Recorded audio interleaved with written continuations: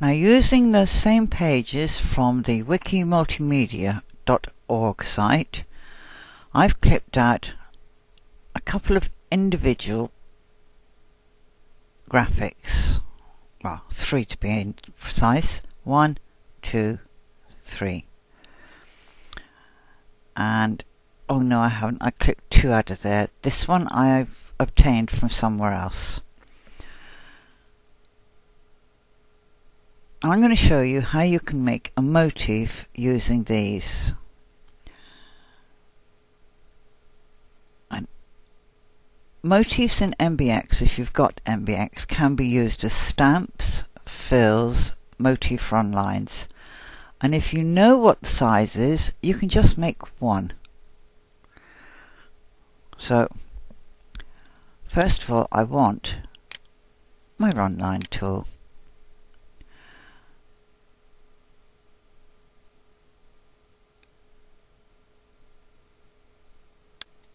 Now I don't. I want to move this so as the ears of this sit upon a dotted horizontal line.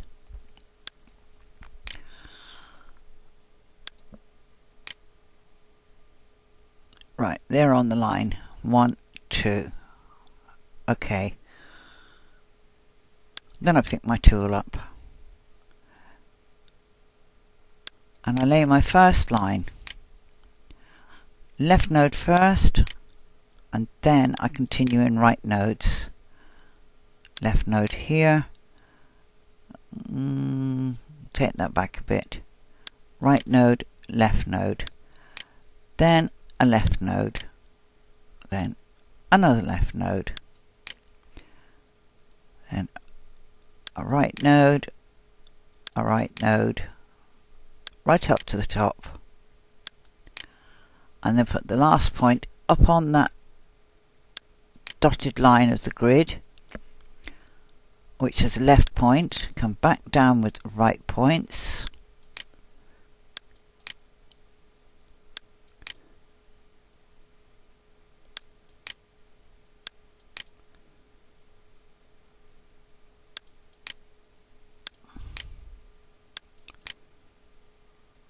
drop it onto the top of that one, and I used the wrong mouse button then. That's the left mouse node, and then come back down the third line. 1, 2, right. 1, 2, all right nodes. And I want to try and keep them balanced if possible. He's got to go, yeah, he can go there. And then right at the top, a left node on the straight and narrow. Then come back down this side. And click on the nodes previously laid if you can. I normally like to digitize at a much higher magnification than this, because it allows me to see everything clearly. And then up, up, up. Finish on that one. Okay, I'm going to click stop, get onto my background image, move that out of the way. And I don't like this. I knew that was going wrong as I was going up around there. So I'm going to highlight it and go to Object Reshape, which is in the bottom toolbar there. It looks like a radar dish gone wrong. And I have to blow this up because I need to be able to see. Right, this one is too high. That looks more balanced with that one. This one needs to come down a little bit. That's better. Now it doesn't shoot above the line. And that one needs to come in a bit. And down a bit. There we go. Now that shape is floating. It wasn't before. And that's all the fussing I'm going to do with that, says she, who can't stop herself from fussing with anything. Highlight it, go into Object Details, Dimensions, and I want it to be 20 wide.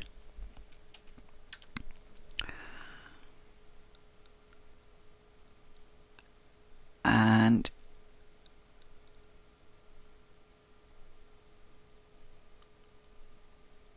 I think 22 high. Okay. There's my shape. Now I'm going to move it so as it sits with 2 corner petals up into the 2 joins of the vertical and the horizontals.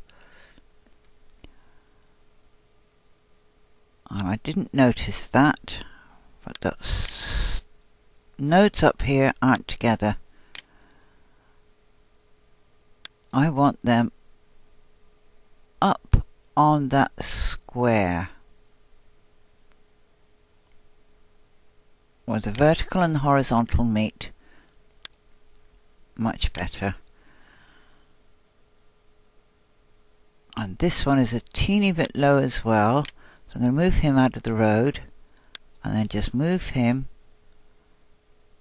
so as my 4 little arrows on my cursor line up with the vertical and the horizontal grid lines. It's still not quite in there, it's a teeny bit high, because I don't want any little jumps. Because I've got a machine, if there's the slightest gap, it will trim. It drives me insane. Okay, there it is, sitting where I want it to sit. So highlight that, go into embroidery, make motif. And what can we call this? I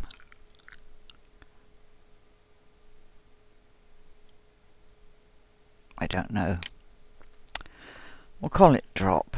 Now I'll tell you what, I'll be really inventive. YouTube 1. Okay. Now I put a trace node here.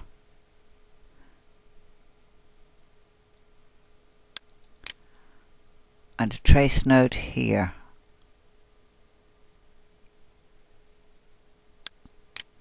And that tells me it's been created. So I click off that. I'm going to drop magnification. Now I know I made this 20 millimeters wide.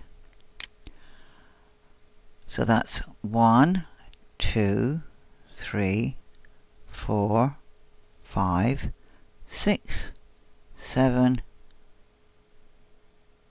8 repeats.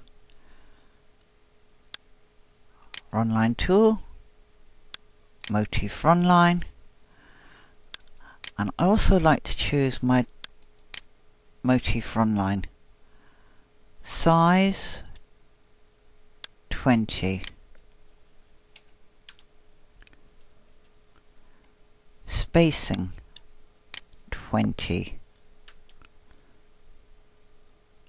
Okay. So from that point to this point, I should get 8, was it I counted? There we go. And there is my motif run line. Now, the other thing I can do with this motif is I can use it as a stamp.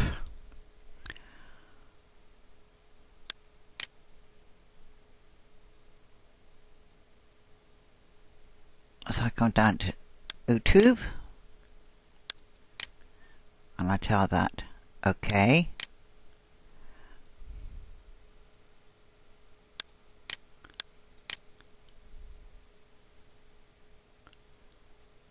And I can make a side border. I'm getting a bit busy there. The other thing I can do, one,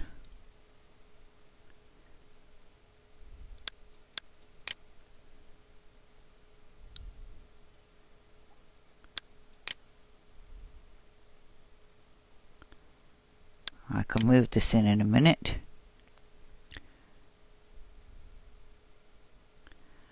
And move him in a minute. I'm going to tell that escape. Come up here to objects. OK. Just shunt him in a bit. OK. Click on that one.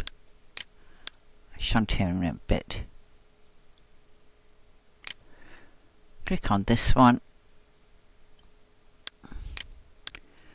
Move him over a bit. Too much. There we go.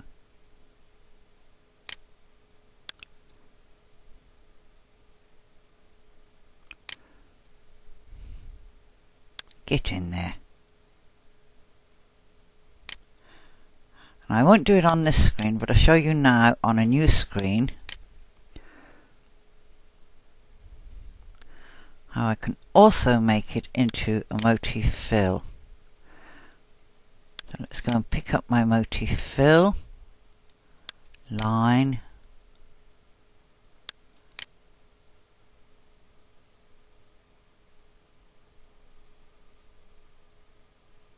now I want fill stitch.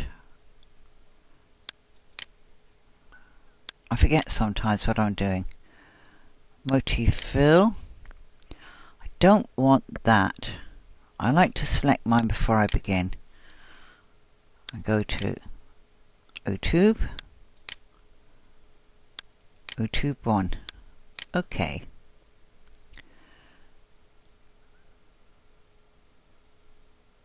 Layout. And I want mine to sit really tight up underneath one another. So I want that up like that.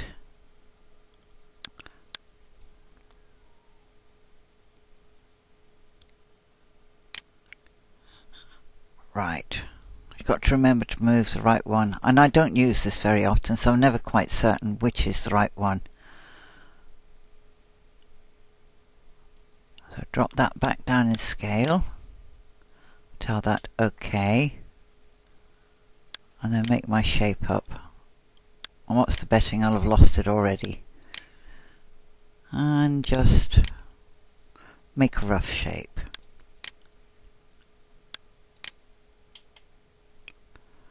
And there it is. Nice and tight, the way I wanted it, so as each of those little tops could fit into that cutout. And there you've got a user-made motif that you can use as a runline motif, a stamp gallery motif. You can't put it into the stamp gallery, the program won't let you, but it will allow you to use any user-made motif that you create as a stamp and also as a motif fill. So I think I would rather see that in the center of a quilting block than boring old stipple. Okay, let's go back to the other screen now. Design 1. Thank you. And just hide all these. Not hide them, get rid of them.